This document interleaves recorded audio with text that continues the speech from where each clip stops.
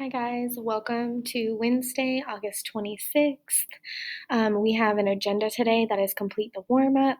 We'll do denotation versus connotation. Then we'll go over the cost of survival that you read yesterday, and then you'll have an exit ticket. And then, of course, you'll go do your independent work. So our objectives for today are I will learn to distinguish the difference between the denotation and connotation of words by identifying the denotative and connotative meanings of the same words used in different sentences. And I will analyze the characteristics and structural elements of argumentative text by highlighting elements in the mentor text.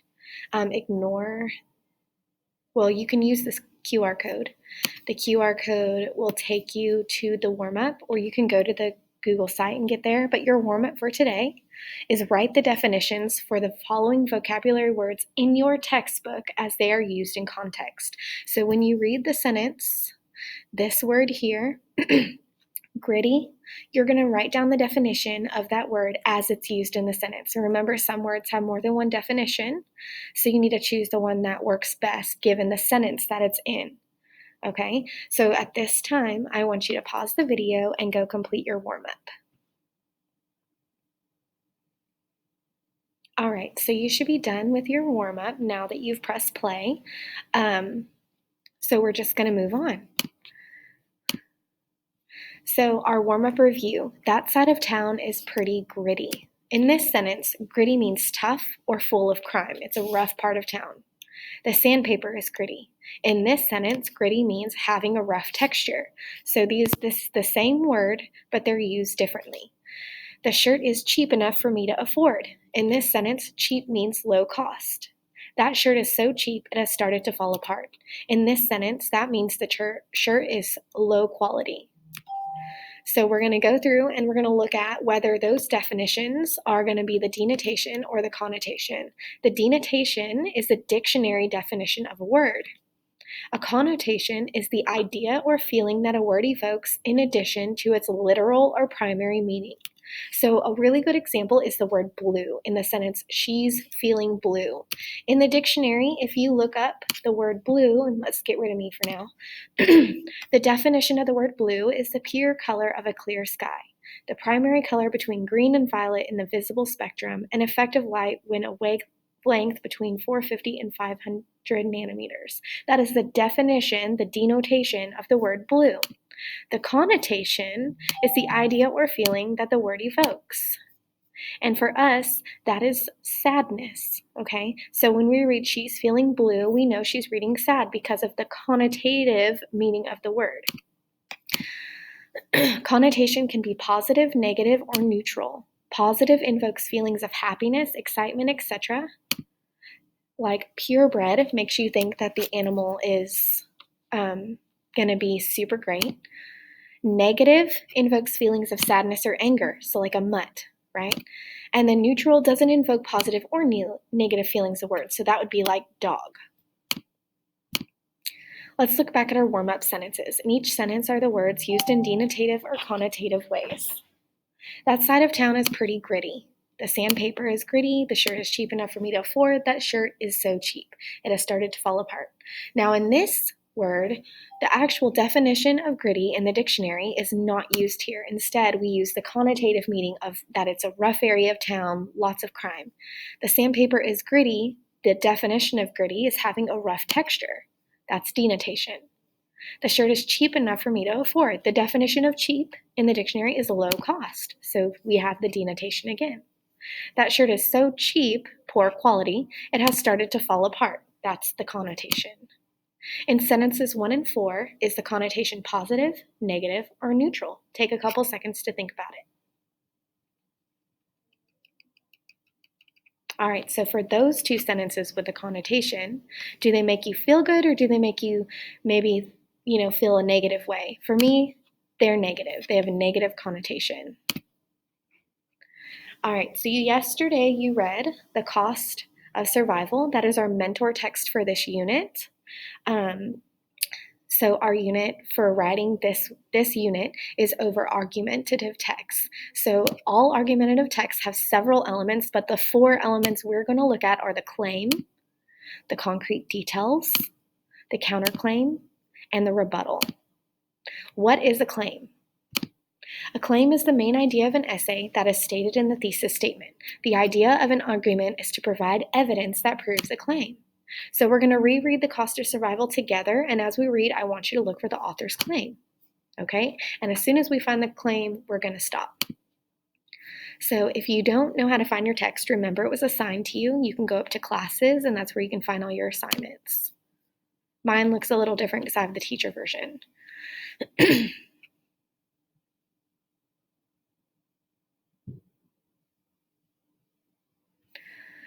Okay, some people willingly put themselves in life and death situations. Mountain climbers and base jumpers knowingly face danger and they usually walk away safely. However, when things don't turn out well, a lost climber or an injured base jumper may need help.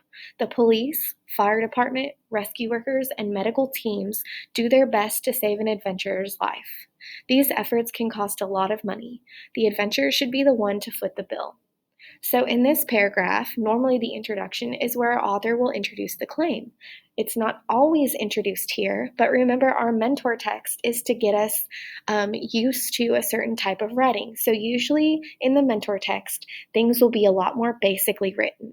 So, in our mentor text, in this first paragraph, what is the claim? Our claim is that the adventurer should be the one to fit the bill. Okay, so we're going to go ahead and highlight it yellow. In our writing, our thesis statements are always highlighted yellow. Now let's look at concrete details. The concrete details are the fact statements or evidence that prove a claim is true. What evidence can we find that supports the author's claim? Let's keep reading and look for some. Two big news stories of 2014 involve rescue missions. In one, a family of four called for help when their child became ill. They were on a sailboat 900 miles off the coast of Mexico. Their rescue involved the U.S. Navy, the Coast Guard, and the California Air National Guard. In another news story, a caver in Germany was nearly 4,000 feet underground when he was hit by a falling rock. It took rescue teams 11 days to get them back to safety. It is easy to argue that people should be stopped from putting themselves in danger. However, this would be impossible to enforce. Usually when people need to be rescued, it is because something unexpected happened. In 2012, millions of people hiked, climbed, and boated in national parks, but only 2,876 needed help. More than 1,600 of those emergencies may have been caused by risky decisions. Someone has to pay for those rescues. The rescue of the family stranded at sea cost $663,000. That figure does not include pay for the rescue workers. Getting the caver safely to the surface involved 728 people. All right, so that sounds like we probably had some facts. Here we do. So on page 7 or paragraph 3, we found some facts. But our slide shows we have more, so let's keep going. Some people wind up in trouble because of bad luck, but others make dangerous choices. We need to treat these two groups differently.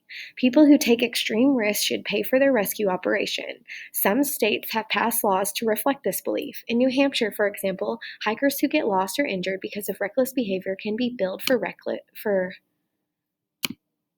rescue services. So those are all evidence that helps back up the idea that the adventurer should be the one to foot the bill. So what we're going to do is we're going to go ahead and highlight these pink. Okay, our concrete details are always highlighted pink.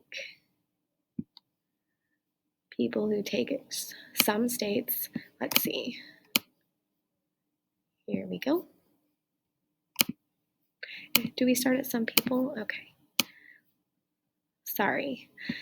So this whole part is also pink. These are our fact statements, our concrete details that prove that the adventurer should be the one to foot the bill. This is his reasoning, his rationale. Let's keep going. Our next thing we're going to look for is the counterclaim, which is an objection or challenge to the claim that a writer presents in an argument. Someone who is making an argument needs to prove they understand both sides. To do so, the author will state the counterclaim and then provide a rebuttal. What is the counterclaim presented by the author? So we got to keep reading to find it. Not everyone agrees that people should be responsible for the cost of their rescue. Howard Paul, a spokesman for the National Association for Search and Rescue, says, We know that when people believe that they are going to receive a large bill for an SAR mission, they delay a call for help or they refuse to call for help. He can list many examples of people making their problems worse by not calling for help because they are worried about the cost. And a second lieutenant in the California Air National Guard who helped rescue the family at sea put it this way: "We're out there to save lives. You can't put a price on that." However, arguments against charging for rescue miss an important point. So let's stop there. What is our counterclaim?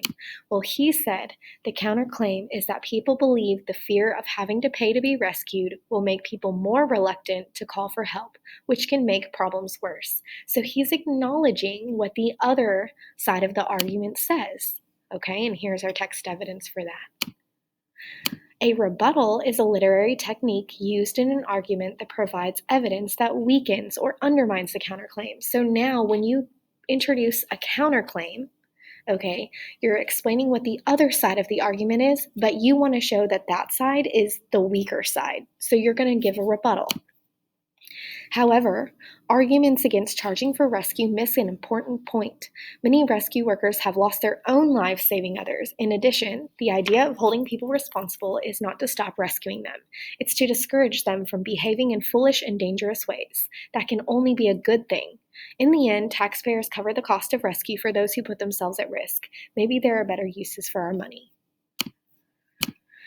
Okay, so the author's rebuttal to this is presented in paragraphs 6 and 7 when he explains that people who are against a billing for rescue forget that rescue workers may die trying to save people. Holding them responsible is to discourage adventurers from making dangerous choices. The author also says that taxpayers foot the bill and the money used to fund rescue operations can be put to better use. And there's the text evidence that I provided you so you know where I found that information. Okay, so now your job, you're going to have 2 assignments. The first one is going to be a summary, but you also have an assignment going over the different elements of an argument. Okay, so let's talk about summarizing. A summary is a brief, complete overview of a text. It should not include personal opinions or commentary. It tells only what happened in the beginning, middle, and end of a text. Focus on the main points, not every little thing that happened. A summary should be written in present tense, include the title of the text, be concise, and include only main points. So in Google Classroom, there is a chart. That's your assignment, the summary chart. You're going to fill that out, okay? And then let me go to Classroom, and then you're going to write your summary based on what you put in the chart. Oh, I actually don't have the work in there yet. Silly me. Okay. Let's go to my drive. I'm going to show you what these worksheets look like.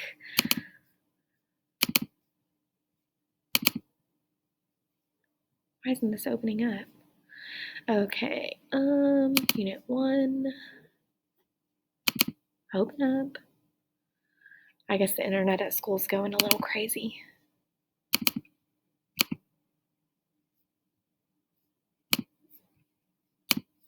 Okay, just try to reload. So sorry for all these technical difficulties, but it's just that time of the year.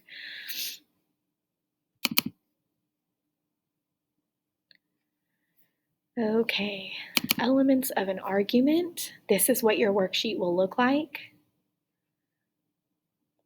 If you can't see it up here, you can click this and zoom in, okay? Here you're going to answer these questions by clicking this and dragging it to an answer.